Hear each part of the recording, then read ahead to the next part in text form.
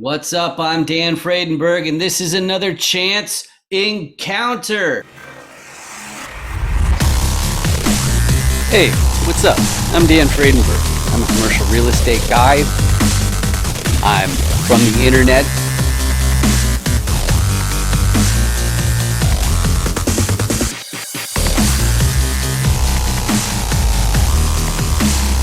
Power lines that are just kind of close. What's up again? This is Dan Fredenberg.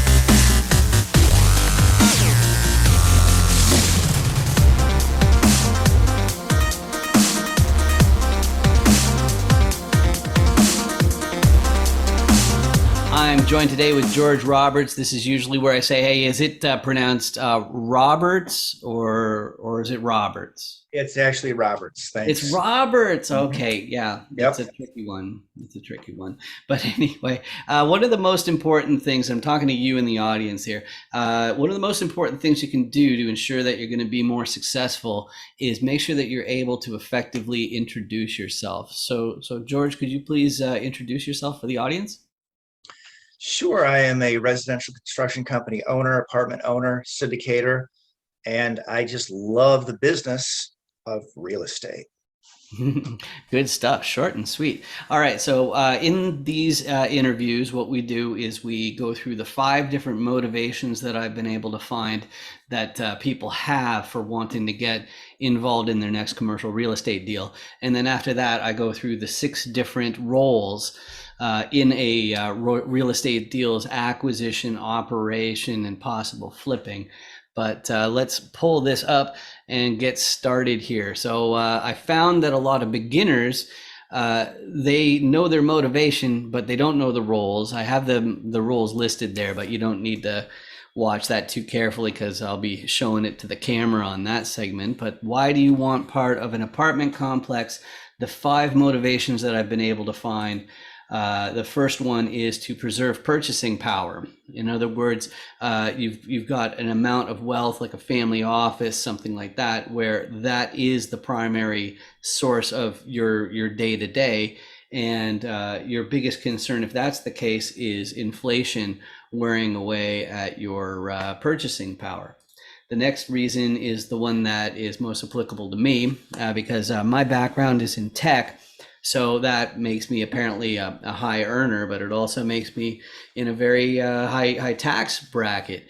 So if you do want to have an accumulation of wealth, then it does make more sense for me to apply my skills directly to the GP team, and then that way I'm being rewarded with wealth instead of income that ends up getting income taxed.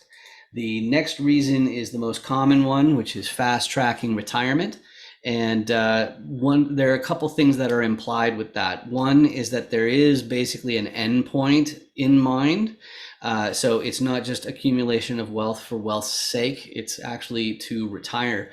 And so the ambition of the next one is in stark contrast with that, which is the people who just want to buy their entire hometown, and so there's no limit to their ambition, which means that they're not just going to become an accredited investor and then be like, okay, well, that's enough, we're good, I'm just going to rest on my laurels.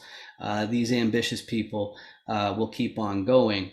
And that brings me to the last motivation for your next commercial deal, which is you have some sort of sector of society that you realize that accumulation of wealth is one of the best vehicles to support any cause. So that would be the fifth reason, is that you've got some cause that you want to forward by this accumulation of wealth. So of those five, George, what combination or which of those are your biggest motivators? Yeah, I would have to say that it's to stop simply trading time for wealth and to fast track to retirement. But I say that they all appeal to me. For example, I think we see inflation's coming. You don't print as much money as our governments have, US, Canada, without there being some inflation. We may have dodged that bullet many times, but when it comes back around, I think it'll be fierce. So I would say that, yeah, having an inflation hedge or just a hedge on my investments in general. Definitely love the diversification angle. I'm doing pretty well in the world. I don't know that I really need to become more wealthy, but hey, you got to have something to keep going. Mhm. And so, whether or not I actually get to buy my own hometown, again, you got to keep building bigger dreams, whether it's leaving a legacy or having something to give back. But again, yeah, certainly I wouldn't say the number one motivation is to help the tenants. I think that I mean, nobody acquires a building for that purpose. But again, you have to earn your living some way. And I think it's really great to be able to earn a living in a way that's very socially redeeming. Yeah, that's a really fantastic answer. I really like that. So that brings me to the next segment, which it's the six different roles. So I usually start off by describing the repositioner. Okay, and there are a couple things that a repositioner does. I've got multiple buildings up here in the picture. I'm explaining this to the audience here. So that's you. Anyway, so you've got multiple different properties you go through, and you end up finding which one has some upside. So you are an acquisitions person, and you're trying to find out which one you can actually squeeze more cash out of than it's currently producing. And the two main ways of doing that is either through more efficient operations. You can see the money going down the toilet there. So that's just like when you're being inefficient with your water. It's really inefficient water consumption and expenditure, but it also has the Benjamins on there to show that, like bookkeeping or marketing to make sure that the vacancy is low. Those are all perfectly valid forms of operations. So, but of course, right now we're in the hottest real estate market in history. So efficient operations aren't going to really get you there.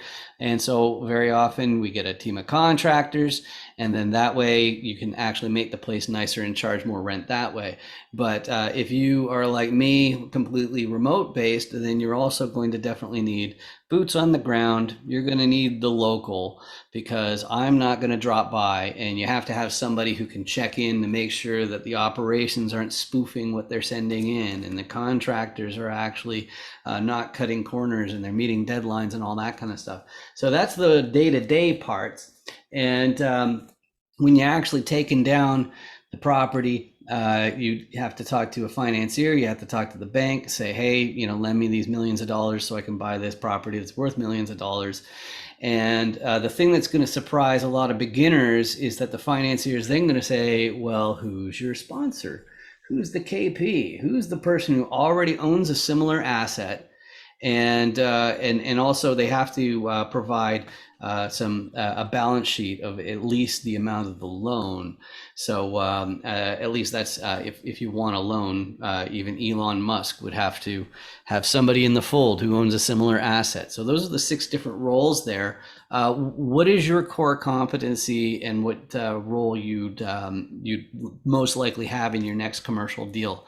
I guess I should add that a financier, a capital raiser, would also be a type of financier.